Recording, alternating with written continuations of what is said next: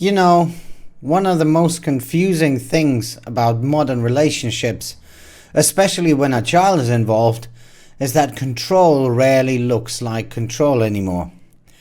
It doesn't shout, it doesn't slam doors, it doesn't say, "Do what I tell you." No. Today, control wears soft colors.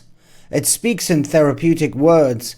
It hides behind language of safety, regulation, and structure. And if you've ever been on the receiving end of it, you know exactly what I mean. The person doesn't say, "I need control." They say, "I'm protecting the child." They do not say, "I'm overwhelmed and panicking." They say, "We need consistent routines." They don't say, "Your presence destabilizes my identity." They say, "It's confusing for the child." And suddenly, without realizing it, the parent who has always been present, always been loving, always been the stabilizing force, becomes the problem. Not because of anything they've done, but because someone's fear needs a story. And the most socially acceptable story today is the safety narrative.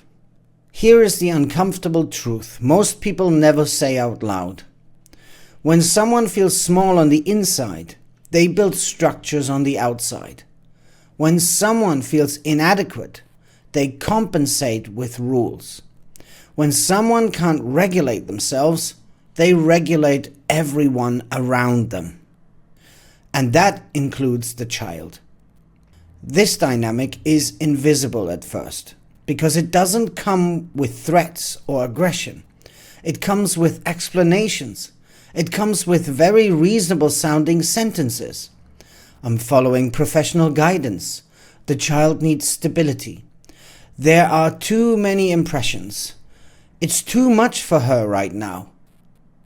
It sounds intelligent, thoughtful, responsible. But behind the vocabulary, something else is happening. The fear of losing control turns into a worldview.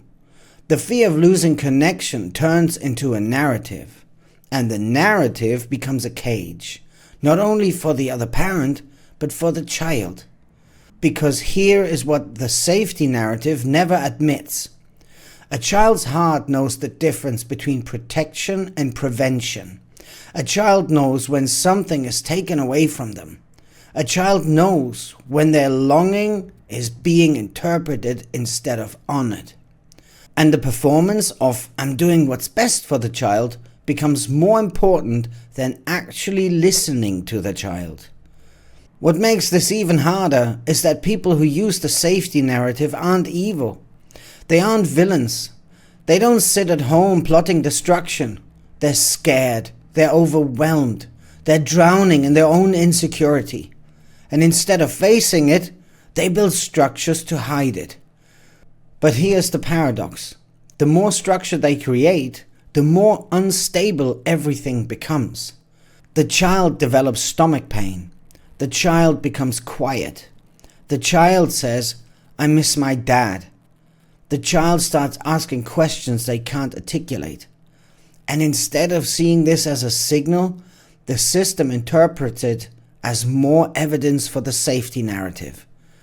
More regulation, more restrictions, more controlled environments, more professional language to justify the emotional blind spot. And here comes the painful part.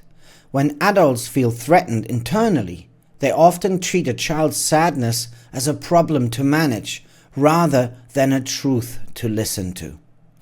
They don't ask, "Why does the child hurt?" They ask, "How can we contain the hurt?" This is the silent tragedy of many custody situations today.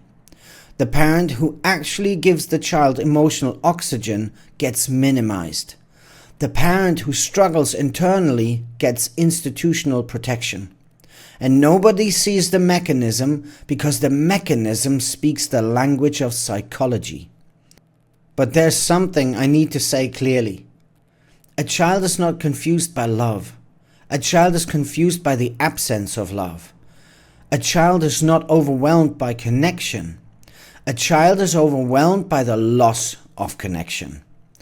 When someone says the child can't handle contact, what they often mean is, I can't handle what that contact would mean for me.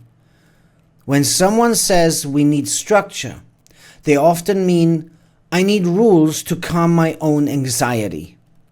When someone says the child has too many impressions, they often mean, I can't process my own feelings. And when someone says, this is for safety, what they often mean is, this keeps my fear intact. The safety narrative is not designed to protect the child. It's designed to protect the fragile adult. And the cost? A child who grows up thinking that their own longing is a danger. A child who learns to shrink themselves to keep the fragile person stable. A child who internalizes the message, my love hurts someone. And that is the deepest wound any child can carry into adulthood. What I want people to understand is this. When control hides behind safety, it becomes almost impossible to confront. Because if you challenge it, you're accused of being reckless. If you disagree, you're labeled unstable. And if you speak the truth, you're told you are emotional. The narrative is airtight until the child grows old enough to speak the unfiltered truth. Because children do something remarkable. They mirror reality.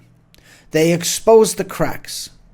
They reveal where love is present and where fear pretends to be love. And once their voice becomes clear, the safety narrative collapses. Not because someone destroyed it, but because it was never real to begin with. This episode is not about attacking anyone. It's about helping people recognize the patterns that quietly shape families, sometimes for decades, before anyone sees what actually happened. If you've lived this dynamic, if you've been minimized by soft words, if you've been erased by concern, if your child suddenly needed therapy they never needed before, if you've watched structure replace connection, you already know the truth I'm talking about. In the next episode, we're going to talk about the moment the child starts to see through the narrative and why that moment changes everything. Because children don't need perfect parents. They need authentic parents. They need presence, not performance. They need the parent who stayed open, even when everything tried to close them. And that parent is the one who ultimately breaks the cycle. Truth is always the quietest voice in the room, but it is also the one that never collapses.